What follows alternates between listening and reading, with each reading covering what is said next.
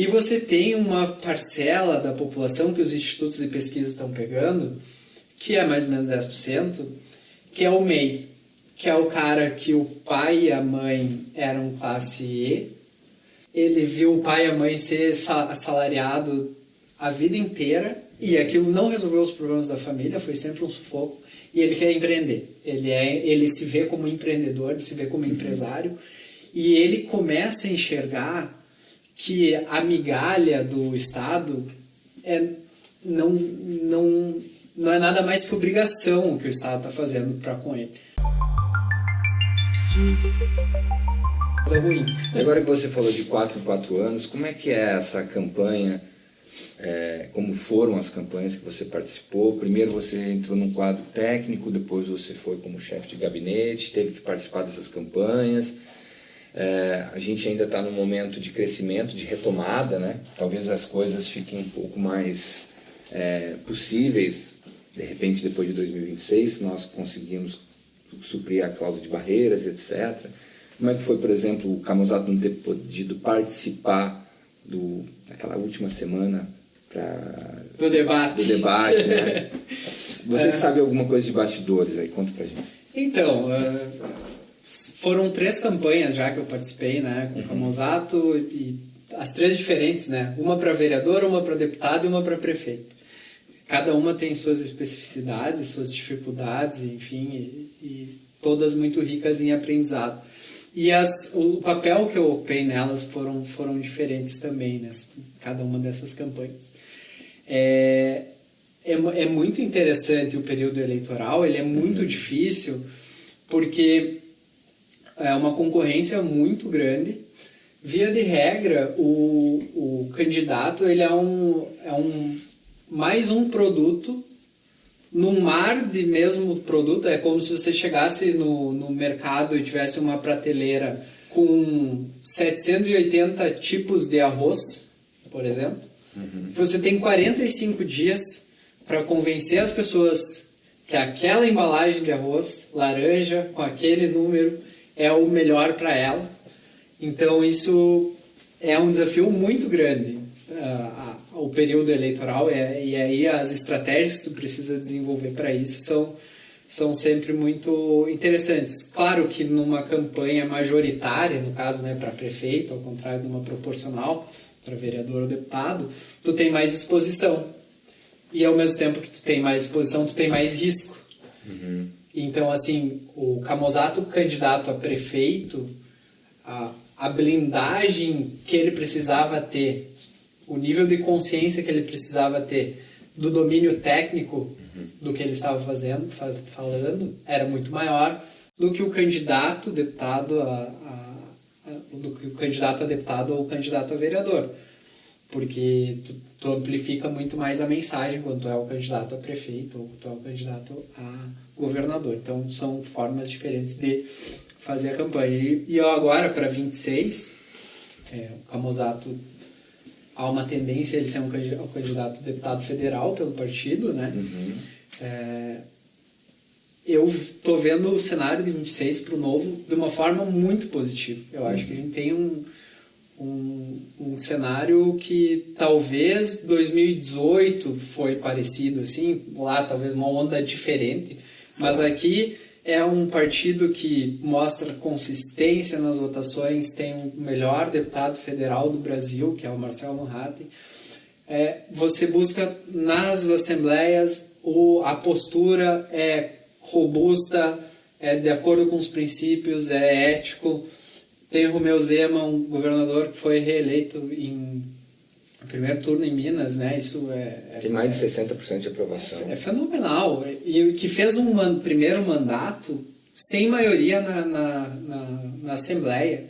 Ou seja, ele não conseguiu fazer grandes reformas porque ele não tinha votos. Todas as grandes transformações que o Zema fez foram transformações de gestão. Desligar a luz antes de sair do prédio, melhorar o fluxo de processo interno e conseguiu se reeleger em primeiro turno. Então, assim, quando você olha para 2026, você tem lá uma fragmentação, vamos pensar assim, tem 35% que é a esquerda, 35% que é a direita, 10% que não vota, e aí você tem 20% lá entre os tucanos, né, que não gostam do PT, mas que aí pelas contas deles em 2022, tucanos entre aspas, né, em 2022 votaram no PT no segundo turno porque não gostavam do Bolsonaro. Esses caras estão arrependidos. E você tem uma parcela da população que os institutos de pesquisa estão pegando, que é mais ou menos 10%, que é o MEI, que é o cara que o pai e a mãe eram classe E, ele viu o pai e a mãe ser assalariado a vida inteira e aquilo não resolveu os problemas da família, foi sempre um sufoco, e ele quer empreender. Ele se vê como empreendedor, ele se vê como empresário, e ele começa a enxergar que a migalha do Estado não é nada mais que obrigação que o Estado está fazendo para com ele. Ele não vê mais o Estado como, que querido, está me ajudando. Não, ele está, até ouvi uma expressão há pouco tempo, é um eleitor na adolescência. É um eleitor descontente, com um humor que oscila muito rapidamente e que vê que o serviço público não é nada mais, nada menos que obrigação. Ou seja, essa visão de que o serviço público não é nada mais, nada menos que obrigação é exatamente o que nós do Novo sempre falamos. Não há nada em especial em tu prover o básico. O que tu tem que fazer é sair do caminho dessas pessoas para que elas prosperem por caminhos próprios. E esse eleitor, ele está carente. Esses 10% aí de mês que estão ascendendo, tentando ascender. Então, assim, tem um mar para o Novo adentrar dessas pessoas que, cara, elas só querem prosperar. Sim. Elas querem que o Estado não atrapalhe a vida delas e que forneça o mínimo necessário que diz que pode e que está provendo para ela. Então, eu acho que a gente acertando o discurso, acertando a mão e trazendo esse pessoal para nós, a gente vai ter um desempenho muito interessante. Que legal, cara. Então, assim, o Partido Novo, ele vem buscando um novo público, vamos dizer assim, né? E é interessante isso, porque vislumbra um futuro positivo para o partido, com certeza, né?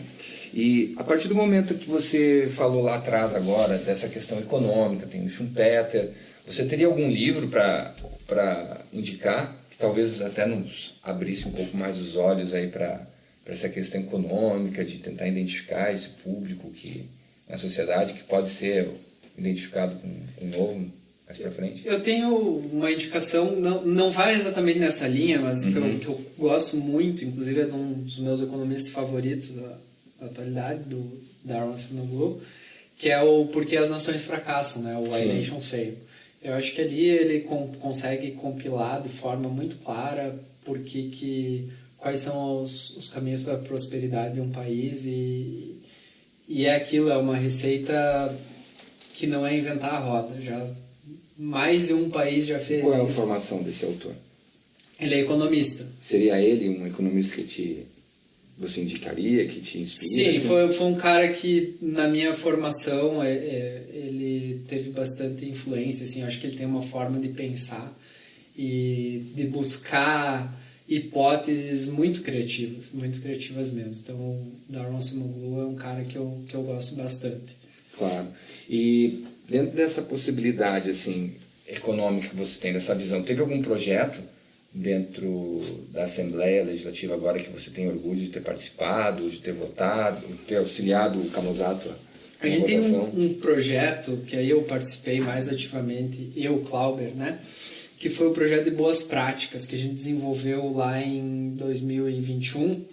Foi um projeto que a gente desenvolveu a nível Novo Brasil, que a gente mapeou nos gabinetes parlamentares práticas de gestão que eram desenvolvidas e montou um grande handbook de gestão de gabinete parlamentar. É um projeto que tenho bastante orgulho de ter ajudado a desenvolver, porque deu bastante trabalho em horários paralelos e ficou bem bacana. Como é que ele foi aplicado? Assim, A gente entrevistou todos os chefes de gabinetes dos gabinetes do Brasil inteiro e foi vendo o que era feito. E aí depois, isso aqui é sobreposição com isso aqui, mas esse aqui é diferente. E ainda categorizou em níveis. Por exemplo, do mais... Estou começando, o que eu faço? Vai por aqui, depois vai para esse nível.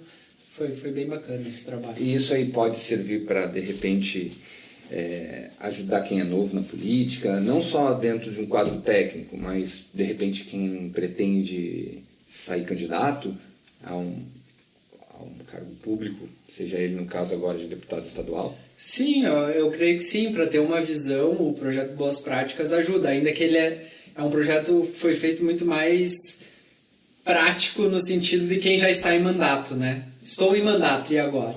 Essa era a resposta que a gente queria dar. Você nunca pensou em transformar isso num livro?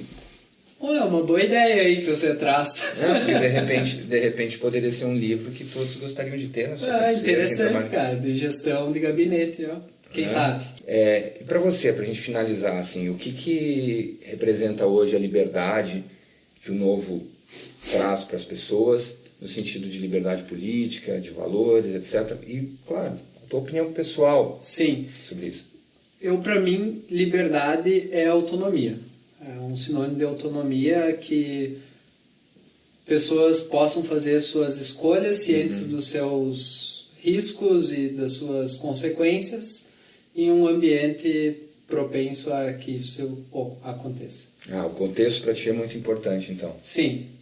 Que legal. Glauber, obrigado aí pela Valeu, prazer. Conosco. E vocês podem acompanhar o Glauber aí nas nossas redes sociais, no YouTube. Por favor, cliquem no sininho para receber as novas postagens que vamos fazer, curta e compartilhe. Vem pro Novo! BoaCast!